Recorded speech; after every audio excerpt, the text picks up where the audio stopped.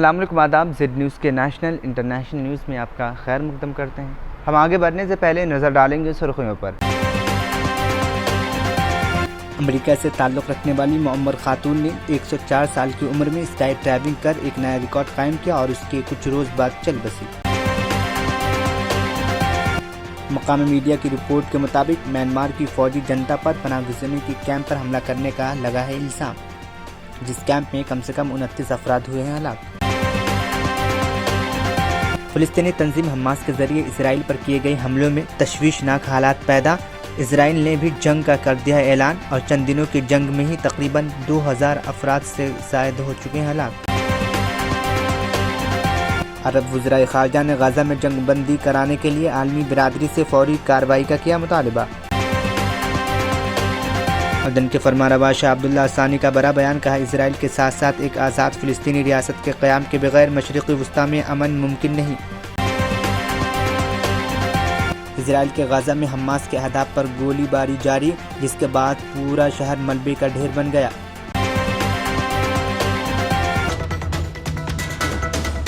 اب دیکھیں گے خبروں کی تفصیل۔ امریکہ سے تعلق رکھنے والی معمر خاتون 104 سال کی عمر میں اسکائی ڈرائیونگ کر کے ایک نیا ریکارڈ قائم کیا تھا اور اس کے وہ چند دن بعد ہی اس دنیا کو چھوڑ کر چلی گئی۔ غیر ملکی خبر رساں ادارے کے مطابق امریکی شہر شکاگو سے تعلق رکھنے والی ڈورتھی ہافن نے 1 اکتوبر کو پیراشوٹ کے ذریعے 13 فٹ سے زائد بلندی سے چھلانگ لگا کر ایک نیا ریکارڈ قائم کیا تھا۔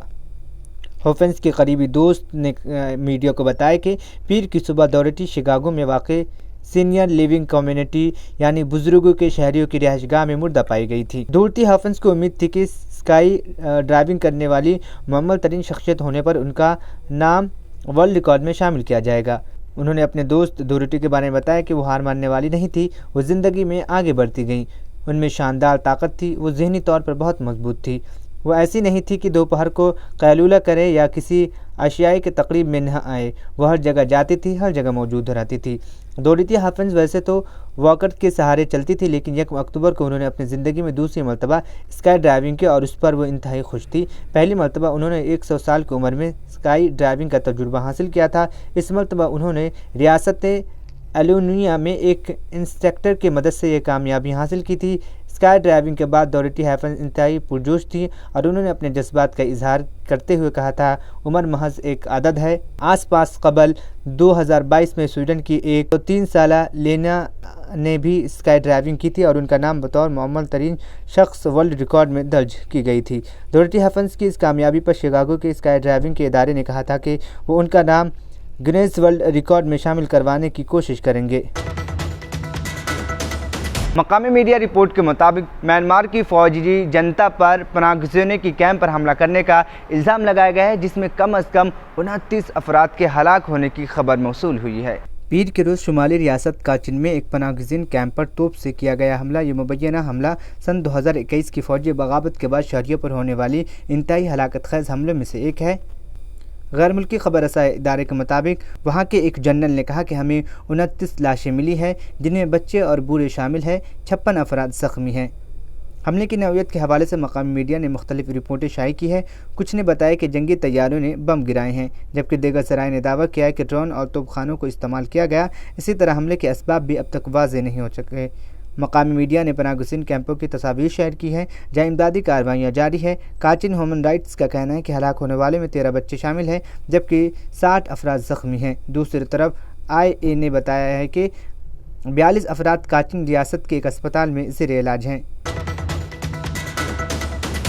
فلسطینی تنظیم حماس کے ذریعے اسرائیل پر کیے گئے حملے نے تشویشناک حالات پیدا کر دیے ہیں۔ اسرائیل نے بھی جنگ کا اعلان کر دیا ہے اور چند دنوں کے جنگ میں ہی تقریباً 2000 سے زائد افراد کی ہلاک ہونے کی خبر سامنے آئی ہے۔ اس درمیان کچھ میڈیا رپورٹس سے پتہ چلا ہے کہ اسرائیل کے ڈیمانا میں نیوکلیئر پلانٹ کے پاس گولی چلنے کی آوازیں سنائی دے رہی ہے، یعنی جو اسرائیل حماس کو تباہ کرنے کا عزم کر چکا ہے، خود اس کے لیے پریشانیاں بڑھ سکتی ہے۔ میڈیا رپورٹس میں امکان ظاہر کیا جا رہا ہے کہ ڈیمانا واقع نیوکلیئر پلانٹ پر حملہ لبنان کی طرف سے کیا گیا۔ اگر اس نیوکلیئر پلانٹ پر حملہ حماس یا لبنان کے حزب اللہ گروپ کا قبضہ ہو جاتا ہے تو دنیا کے لیے یہ کسی بڑے خطرے کا پیش خیمہ بن سکتا ہے۔ حالانکہ اس گولی باری کے بارے میں اسرائیل کی طرف سے کچھ بھی بیان سامنے نہیں آیا ہے۔ ایسی خبریں سامنے آ رہی ہے کہ بدھ کے روز ڈیمونا واقع نیوکلیئر ریسرچ سینٹر کے پاس گولی باری ہوئی، جس کے بعد سیکیورٹی فورسز نے فوری طور پر محاذ سنبھال لیا۔ حالانکہ فائرنگ کرنے والے کون لوگ تھے یہ ابھی تک صاف نہیں ہو سکا ہے۔ نیوکلیئر پلانٹ کے پاس ہونے والی اس گولی باری کو سیکیورٹی کی ایک بڑی خاصی تصور کیا جا رہا ہے۔ ایک میڈیا رپورٹ میں بتایا گیا ہے کہ ڈیمونا شہر میں روٹیم فیکٹری کے پاس بدھ کے روز گولی باری کی آواز سنائی دی۔ فیکٹری مینیجر کی طرف سے کچھ ہی دیر میں فیکٹری کو خالی کرا لیا گیا۔ یہ وہی شہر ہے جہاں پہ اسرائیل کا سب سے بڑا نیوکلیئر ریسرچ سینٹر ہے۔ سوشل میڈیا پر گولی باری کی خبر وائرل ہو گئی ہے، حالانکہ اسرائیل کی طرف سے اس طرح کی کسی بھی واقعے کی تصدیق نہیں کی گئی۔ عرب وزرائے خارجہ نے غزہ میں جنگ بندی کرانے کے لیے عالمی برادری سے فوری طور پر مطالبہ کیا ہے۔ غیر ملکی خبر رساں ادارے کے مطابق عرب وزرائے خارجہ نے بدھ کو قاہرہ میں ہنگامی اجلاس کے اختتام پر کہا کہ شہریوں کی نشانہ بنانے پر فریقین کی مذمت کرتے ہیں۔ اجلاس میں فلسطینی عوام کی جبری نقل مکانی کی کوششوں کی سنگین نتائج سے بھی خبردار کیا گیا۔ عرب لیگ کے معاون سیکریٹری جنرل حسام ذکی نے اجلاس کے اختتام پر 12 دفعات پر مشتمل قرارداد جاری کی ہے۔ قرارداد میں کہا گیا ہے کہ غزہ کے خلاف جنگ فوری بند کی جائے، تمام فریق ضبط و تحمل سے کام لے، جنگ جاری رہنے کی صورت میں انسانی مسائل اور المناک صورتحال سے خبردار کرتے ہوئے عالمی برادری سے کہا گیا ہے کہ وہ جنگ بند کرانے اور خطے کو خطرے سے بچانے کے لیے فوری اقدامات کرے۔ عرب وزرائے خارجہ نے غزہ کی ناکہ بندی ختم کرنے، انسانی امداد کی ترسیل کی فوری اجازت دینے کا مطالبہ کیا۔ غزہ پٹی کا پانی اور بجلی منقطع کرنے سے متعلق اسرائیلی فیصلے کو منسوخ کرنے پر بھی زور دیا گیا۔ اجلاس میں فلسطینی عوام کی اپنی سرزمین پر ثابت قدم پر ان کی حمایت کی اور فلسطینیوں کو ان کی سرزمین سے نکالنے کی کسی بھی کوشش کی سنگین نتائج سے بھی خبردار کیا۔ یہ بھی کہا گیا کہ فلسطینی علاقوں کی تازہ صورتحال پر نظر رکھنے کے لیے اجلاس میں مسلسل جاری رہے گا۔ عرب نیوز کے مطابق عرب وزرائے خارجہ نے فلسطینی اکثریت پسندوں کی جانب سے اسرائیل پر حملے کے بعد غزہ کے محاصرے کی مذمت کرتے ہوئے فوری طور پر غزہ میں امداد کی فراہمی کی اجازت دینے پر زور دیا۔ عرب وزرائے خارجہ نے اسرائیل اور حماس کی جنگ پر تبادلہ خیال کیا اور اسرائیل سے غزہ کا محاصرہ ختم کرنے کا مطالبہ کیا۔ اجلاس نے غریب اور کنجان والی ساحلی علاقوں میں خوراک، ایندھن اور انسانی امداد کی فوری ترسیل کا بھی مطالبہ کیا۔ عرب وزرائے خارجہ نے اسرائیل پر زور دیا کہ وہ غزہ کو بجلی اور پانی کی فراہمی منقطع کرنے کی اپنے غیر منصفانہ فیصلے پر نظر ثانی کرے۔ فلسطینی وزیر خارجہ ریاض المالکی نے مطالبہ کیا کہ جنگ اور جارحیت بند کی جائے اور غزہ پٹی کے باشندوں کو بنیادی ضروریات فوری فراہم کی جائے۔ اردن کے فرمانروا شاہ عبداللہ الثانی نے کہا ہے کہ اسرائیل کے ساتھ ساتھ ایک آزاد فلسطینی ریاست کے قیام کے بغیر مشرقی وسطیٰ میں امن ممکن نہیں ہے۔ انہوں نے کہا کہ حماس کے اکثریت پسندوں کی جانب سے اسرائیل پر حملے کے بعد شروع ہونے والے حالیہ تشدد سے ظاہر ہوتا ہے کہ 1967 کے عرب اسرائیل جنگ میں اسرائیل کے زیر قبضے سرزمین خود مختار فلسطینی ریاست کے بغیر خطے میں استحکام، سلامتی یا امن قائم نہیں ہو سکے گا۔ عمان کے سرکاری خبر رساں ایجنسی کے مطابق شاہ عبداللہ الثانی نے اردنی پارلیمنٹ کے نئے سیشن سے افتتاحی خطاب میں کہا کہ 2 ریاستی حل اور واحد آپشن ہے۔ انہوں نے کہا کہ 2 ریاستی حل کی بنیاد پر منصفانہ اور جامع امن کے حصول کے بغیر خطہ کبھی محفوظ یا مستحکم نہیں ہو سکتا۔ 4 جون 1967 کی سرحدوں کے دائرے میں فلسطینی ریاست کا قیام اور مشرق القدس کو اس کا دارالحکومت بنائے جانے پر بھی ہم آہنگی پائی گئی اور خون ریزی بند ہوگی۔ اسرائیل کے غزہ پر حماس کے اہداف پر گولہ باری جاری ہے، جس کے باعث پورے شہر میں ملبے کے ڈھیر پڑے ہیں۔ فرانسیسی خبر رساں ادارے کے مطابق اسرائیلی فوج نے کہا ہے کہ 1200 لاشیں دریافت ہوئی ہیں، جن میں زیادہ تر غیر مسلح شہریوں کے ہیں۔ دوسری جانب غزہ کے حکام نے کہا ہے کہ غزہ میں اسرائیل کی جانب سے فضائی اور توپ خانے کے حملوں میں 1000 سے زائد افراد ہلاک ہو گئے ہیں۔ اسرائیل نے اپنی جوابی کارروائی میں غزہ کے ارد گرد فوج، ٹینک اور دیگر بھاری ہتھیار جمع کیے ہیں۔ اسرائیلی وزیر اعظم نیتن یاہو نے کہا ہے کہ ایسی وحشیانہ کارروائی ہم ہولوکاسٹ کے بعد نہیں دیکھی۔ امریکی صدر جو بائیڈن نے اپنے قریبی اتحادی اسرائیل کو مزید جنگی اور فوجی ساز و سامان بھیجنے کا وعدہ کیا ہے۔ حماس کے ہاتھوں غزہ میں کم از کم 150 اسرائیلی اور غیر ملکی یرغمالیوں کی قسمت کے بارے میں اسرائیل میں تشویش پائی جاتی ہے۔ اکثریت پسند گروپ نے دعویٰ کیا ہے کہ 4 یرغمالی اسرائیل حملے میں مارے گئے ہیں اور انہوں نے دھمکی دی ہے کہ اگر اسرائیل کی طرف سے پیشگی انتباہ کے بغیر شہری اہداف پر بمباری کی گئی تو وہ دیگر یرغمالیوں کو بھی ہلاک کر دے گا۔ جنگ زدہ غزہ میں بگڑتے ہوئے انسانی بحران پر تشویش بڑھ گئی ہے، جہاں اسرائیل نے 1000 سے زائد عمارتوں کو تباہ کر دیا ہے اور 23 لاکھ لوگوں کے لیے پانی، خوراک اور توانائی کی فراہمی بند کر مکمل محاصرہ کر رکھا ہے۔ اقوام متحدہ کی ایک امدادی ایجنسی نے بتایا کہ غزہ کے 2,60,000 سے زائد باشندوں کو اپنے گھروں سے نکلنے پر مجبور کیا گیا، جبکہ یورپی یونین نے جنگ سے متاثرہ شہریوں کے لیے محفوظ راستے دینے کا مطالبہ کیا ہے۔ ایسا لگتا ہے کہ اسرائیل غزہ پر ممکنہ زمینی حملے کے لیے تیار ہے، لیکن پڑوسی ممالک لبنان اور شام میں اکثریت پسند گروپوں کے راکٹ حملوں کے زد میں آنے کے بعد बाद उसे कई मुहाज़ों से जंग के ख़तरे का सामना है, यानी कई तरफ से उनको जंग का सामना करना पड़ रहा है। इजराइल ने बुध को एक बार फिर जनूबी लिबनान में अहदाफ को निशाना बनाया। यह इलाका हिज़्बुल्लाह के ज़ेर कंट्रोल है, जो इसराइल के कदीम दुश्मन ईरान की इत्तेहादी है। तज्ज़ियाकारों का कहना है कि इसराइल अब माजी की तरह हमास को पिस्पा करने के लिए नहीं बल्कि उसे तबाह करने के लिए जंग लड़ रहा है। ताम गाज़ा के फ़लस्तीनी इसराइल फ़ौज के गुस्से को इज्तिमाई सज़ा के तौर पर देखते हैं। Catastrophic situation of the civilians in the Gaza Strip, and to provide them of the needed materials in terms of electricity, fuel, food, medicine, water, and so on and so forth. And President Abbas impressed on him the need of ending this onslaught and aggression against our people in the Gaza Strip. We appreciate the efforts of the SG, and he continued with this effort with a number of countries and agencies. The WHO is active, and it's raising the alarm that there has to be access to the Gaza Strip to provide medical and humanitarian assistance. UNRWA it has in its facilities, I believe now it is 92 facilities, as the SG said. They are housing about 220,000 displaced Palestinians. There might be an additional 100,000 who are looking for places to protect their families. The situation is extremely horrific against our civilian population. The destruction is beyond imagination, as you see, and you cover the situation and the story with your own, cameras. So the whole world is seeing that catastrophe that is befalling on the Palestinian people in the Gaza Strip. Of course, we appreciate the efforts also of UNRWA, who's trying to send assistance, but they cannot. Egypt and others, Jordan, and the Palestinian Authority in Ramallah, all are trying, to send assistance, but they are not succeeding so far. In addition to that, I met with the President of the Security Council about an hour ago in his chamber, and I raised with him, that this catastrophic situation, the efforts of the SG, the efforts of all these agencies who are active in the humanitarian field, including UNRWA, WHO, and the readiness of many countries, including Egypt and Jordan, of stepping up to the plate and helping.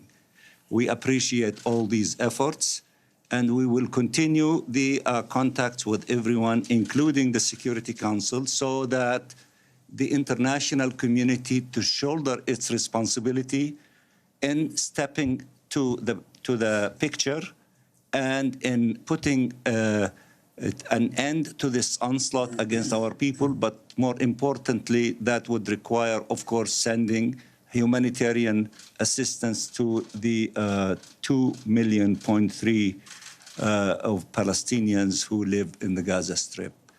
There has to be a humanitarian intervention in order to avoid a looming catastrophe and humanitarian massive crisis in the Gaza Strip.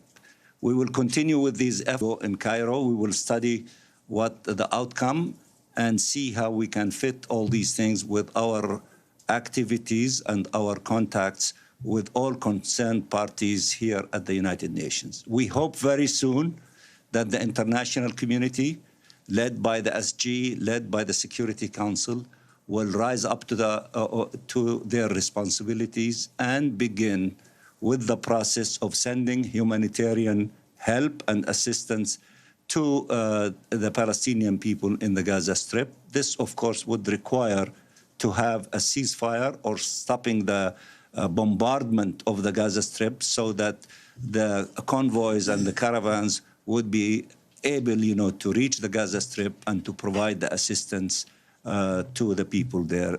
And if we succeed in this collective effort soon, it is needed, it should take place, then that would open the stage for other possibilities to deal with all other pressing issues. This is what I wanted to brief you with, and I want to thank you again for being with us. Thank you. Can we ask some questions? I gave you everything that, you know. Well, we'd like to hear from you. Just, Oh, okay. I've been asked by UN Correspondents Association to thank you for the briefing on behalf of Valerio, who couldn't Thank be you. here. My question is, first of all, have you called and have you Okay, done- you've been listening to Riyad Mansour, the Palestinian ambassador to the United Nations. Al Jazeera's Shihab Rattansi is live at the UN. Shihab, I assume, like myself, you were furiously taking notes. The headline for me is that the Palestinian ambassador is calling for a humanitarian intervention. And for the Secretary General and the Security Council, he said, to step up to their responsibilities to prevent a catastrophe, beginning with calling for a ceasefire to stop the bombardment of Gaza, to allow humanitarian aid and just any normal supplies into Gaza, given the Israeli siege. And notably, that's one thing that the UN Secretary General, when he made his comments just about an hour ago, 45 minutes ago or so, did not call for. He did not call for a ceasefire. He called for the immediate, for supplies of food and water to be allowed into Gaza, but he notably did not ask for a ceasefire. And in fact, the Secretary General's spokesperson was asked afterwards, why did the Secretary General not call for an immediate ceasefire? Why did he not use the moral authority of the UN Secretary General to call for an end to the bombardment of Gaza? And the Secretary General's spokesperson said, well, that's the way I read it. So they're suggesting that the Secretary General is suggesting a ceasefire by constantly saying that parties in the conflict should abide by humanitarian law, and that's enough. There's no need for an explicit statement calling for a ceasefire. That appears to be the position of the UN Secretary General currently. I'm going back to what Riyad Mansour was saying into my notes. He said that he thanked Egypt and Jordan, among other countries, for their efforts in trying to send aid into the Gaza Strip. But he said, for the moment, those efforts are not succeeding. And I think that goes back to exactly what you were saying, that for aid to go in, there would need to be a ceasefire. I mean, of course, aid can't go in while the Gaza Strip is being bombarded. And that's the green light, the ceasefire. That's what they can't get. And he also said that the president of the Palestinian Authority, Mahmoud Abbas, spoke to the Secretary General 2 days ago, calling for humanitarian corridors to allow in food, fuel, and so on. So that was the nature of the conversation 2 days ago between Mahmoud Abbas and the UN Secretary General. So yeah, that is the key issue. He also confirmed what we'd already heard from the United Nations, that 92 UN facilities, these are usually UNRWA, United Nations Relief and Works Agency schools, are now sheltering some 220,000 people, with 100,000 others in Gaza looking for shelter, he said. But we can add to that information by talking about what the UN has also confirmed, that of those those 92 schools, 20 have already been hit by Israeli fire since Saturday. 11 UN staff have been killed across Gaza. We understand that 30 students from these schools, these United Nations schools, have been killed as well. Now, just to remind, this is a feature of these Israeli bombardments of Gaza. We saw it in 2014 when scores of Palestinians and indeed 10 UN staff were killed during that bombardment. The coordinates for these schools are well known. Israel knows where these schools are. They know they're being used to shelter the internally displaced, but Israel hits them anyway. Yeah, absolutely, Shihab. You know, yesterday I was speaking to the head or deputy head of UNRWA, so the UN Agency for Palestinian Refugees, about those schools, and she was telling me those schools are, as you say, deconflicted. That means Israel knows those coordinates very accurately, and they know not to hit those schools. And yet, as you said, 20 schools have sustained damage during the course of these bombardments. Shihab Rattansi. Saudi वलीअहद शहजादा मोहम्मद बिन सलमान ने बुध को तुर्किया के सदर रजब Tayyip Erdogan और फ्रांसीसी सदर से telephone पर रब्ता किया है। फ्रांसीसी खबर रसाई इदारे के मुताबिक इजरायली फ़ौज ने कहा है कि 1200 लाशें दरियाफ्त हुई हैं, जिनमें ज़्यादातर غیر مسلح شہریوں کے ہیں۔ دوسری جانب غزہ کے حکام نے کہا ہے کہ غزہ میں اسرائیل کی جانب سے فضائی اور توپ خانے کے حملوں میں 1000 سے زائد افراد ہلاک ہو گئے ہیں۔ اسرائیل نے اپنی جوابی کارروائی میں غزہ کے ارد گرد فوج، ٹینک اور دیگر بھاری ہتھیار جمع کیے ہیں۔ اسرائیلی وزیر اعظم نیتن یاہو نے کہا ہے کہ ایسی وحشیانہ کارروائی ہم ہولوکاسٹ کے بعد نہیں دیکھی۔ امریکی صدر جو بائیڈن نے اپنے قریبی اتحادی اسرائیل کو مزید جنگی اور فوجی سازو سامان بھیجنے کا وعدہ کیا ہے۔ حماس کے ہاتھوں غزہ میں کم از کم 150 اسرائیلی اور غیر ملکی یرغمالیوں کی قسمت کے بارے میں اسرائیل میں تشویش پائی جاتی ہے۔ اکثریت اسپندن گروپ نے دعویٰ کیا ہے کہ 4 یرغمالی اسرائیل حملے میں مارے گئے ہیں اور انہوں نے دھمکی دی ہے کہ اگر اسرائیل کی طرف سے پیشگی انتباہ کے بغیر شہری اہداف پر بمباری کی گئی تو وہ دیگر یرغمالیوں کو بھی ہلاک کر دے گا۔ جنگ زدہ غزہ میں بگڑتے ہوئے انسانی بحران پر تشویش بڑھ گئی ہے، جہاں اسرائیل نے 1000 سے زائد عمارتوں کو تباہ کر دیا ہے اور 23 لاکھ لوگوں کے لیے پانی، خوراک اور توانائی کی فراہمی بند کر مکمل محاصرہ کر رکھا ہے۔ اقوام متحدہ کی ایک امدادی ایجنسی نے بتایا کہ غزہ کے 2,60,000 سے زائد باشندوں کو اپنے گھروں سے نکلنے پر مجبور کیا گیا، جبکہ یورپی یونین نے جنگ سے متاثرہ شہریوں کے لیے محفوظ راستے دینے کا مطالبہ کیا ہے۔ ایسا لگتا ہے کہ اسرائیل غزہ پر ممکنہ زمینی حملے کے لیے تیار ہے، لیکن پڑوسی ممالک لبنان اور شام میں اکثریت پسند گروپوں کے راکٹ حملوں کے زد میں آنے کے بعد اسے کئی محاذوں سے جنگ کے خطرے کا سامنا ہے، یعنی کئی طرف سے ان کو جنگ کا سامنا کرنا پڑ رہا ہے۔ اسرائیل نے بدھ کو ایک بار پھر جنوبی لبنان میں اہداف کو نشانہ بنایا۔ یہ علاقہ حزب اللہ کے زیر کنٹرول ہے، جو اسرائیل کے قدیم دشمن ایران کی اتحادی ہے۔ تجزیہ کاروں کا کہنا ہے کہ اسرائیل اب ماضی کی طرح حماس کو پسپا کرنے کے لیے نہیں بلکہ اسے تباہ کرنے کے لیے جنگ لڑ رہا ہے۔ تاہم غزہ کے فلسطینی اسرائیل فوج کے غصے کو اجتماعی سزا کے طور پر دیکھتے ہیں۔ سعودی ولی عہد شہزادہ محمد بن سلمان نے بدھ کو ایرانی صدر ابراہیم رئیسی سے ٹیلی فون پر رابطہ کیا ہے۔ غیر ملکی میڈیا رپورٹ کے مطابق دونوں رہنماؤں نے غزہ اور اس کے گرد و نواح میں جاری فوجی کشیدگی پر تبادلہ خیال کیا ہے۔ عرب میڈیا کے حوالے سے بتایا گیا ہے کہ سعودی ولی عہد کا کہنا ہے کہ سعودی عرب علاقائی اور بین الاقوامی سطح پر مسلسل کوشش کر رہا ہے، جس کا مقصد کشیدگی روکنے کے لیے مشترکہ تعاون ہے۔ انہوں نے اس بات کا اعادہ کیا ہے کہ سعودی عرب کسی بھی طرح سے شہریوں کو نشانہ بنانے اور بے گناہ لوگوں کی جانیں لینے کو مسترد کرتا ہے۔ انہوں نے بین الاقوامی انسانی قوانین پر عمل کرنے اور غزہ پٹی پر حملہ روکنے کی ضرورت پر زور دیا ہے۔ سعودی ولی عہد فلسطین کاز ایک جامع اور منصفانہ امن کے حصول کے لیے کوششوں کی سپورٹ کے حوالے سے مملکت کے موقف کو بھی اجاگر کیا، جو فلسطینی عوام کو ان کے جائز حقوق تک رسائی کی ضمانت دیتا ہے۔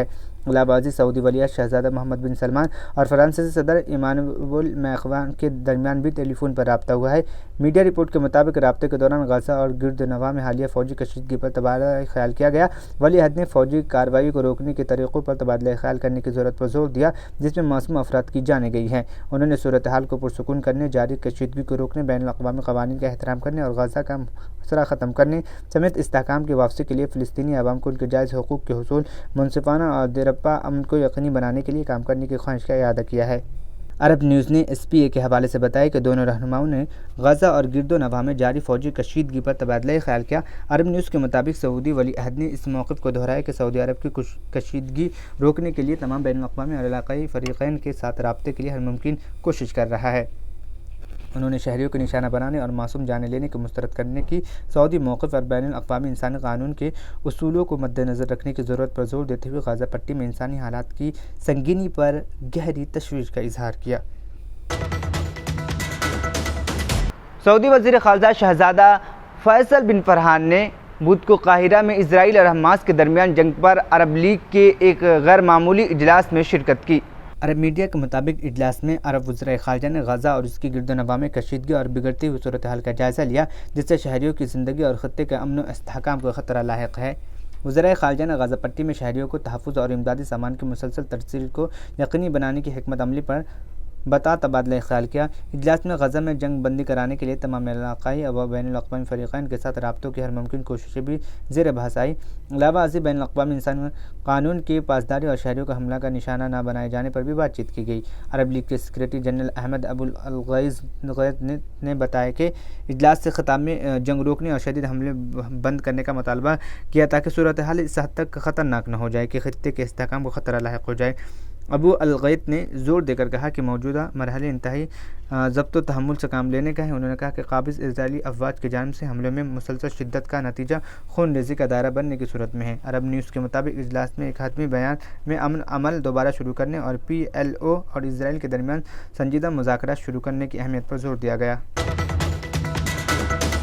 آخر میں سرخیاں ایک بار پھر۔ अमेरिका से ताल्लुक़ रखने वाली मुअम्मर खातून ने 104 साल की उम्र में स्काई ड्राइविंग कर एक नया रिकॉर्ड कायम किया और उसके कुछ रोज़ बाद चल बसी। मकामी मीडिया की रिपोर्ट के मुताबिक म्यांमार की फौजी जनता पर पनाह गुज़रने के कैंप पर हमला करने का लगा है इल्ज़ाम, जिस कैंप में कम से कम 29 अफराद हुए हैं हलाक। फ़िलिस्तीनी तंजीम हमास के ज़रिए इसराइल पर किए गए हमलों में तशवीशनाक हालात पैदा।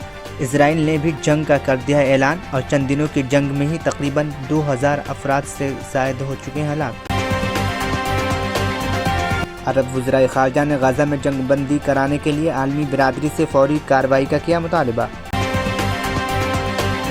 अदन के फरमानरवा शाह अब्दुल्ला सानी का बड़ा बयान, कहा इसराइल के साथ साथ एक आज़ाद फ़िलिस्तीनी रियासत के क़याम के बगैर मशरिक़ी वस्ता में अमन मुमकिन नहीं। इसराइल के गाज़ा में हमास के अहदाफ पर गोलीबारी जारी, जिसके बाद पूरा शहर मलबे का ढेर बन गया।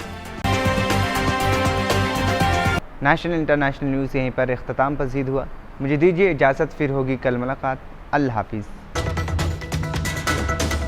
मेहनत, लगन, निफासत का हसीन मरकज जौहरी, क्राफ्टेड जस्ट फॉर यू। मियार और एतमाद की रिवायत, जेवरात ऐसे कि आपका दिल जीत लें। जौहरी के दिलकश डिजाइन आपको दूसरों से मुनफरिद बनाए। हम हर किस्म की डिजाइन की ज्वेलरी ऑर्डर्स पर भी बनाते हैं, कोई यूं ही नहीं बनता। जौहरी दुनिया भर के 15,000 से ज्यादा के डिजाइन मौजूद हैं, जो आपके दिलों को भाएं। इतने खूबसूरत डिजाइन की ज्वेलरी कहीं और न मिले। कारीगरी के असली मायने आपको जौहरी पर तशरीफ लाने पर ही पता चलेंगे। हर 916 हॉलमार्क ज्वेलरी पर only 4.9% wastage, no making charges. Johri, crafted just for you. Gold, diamonds and platinum. Opposite Success School, 7 Toms Road, Toli Chowki, Hyderabad.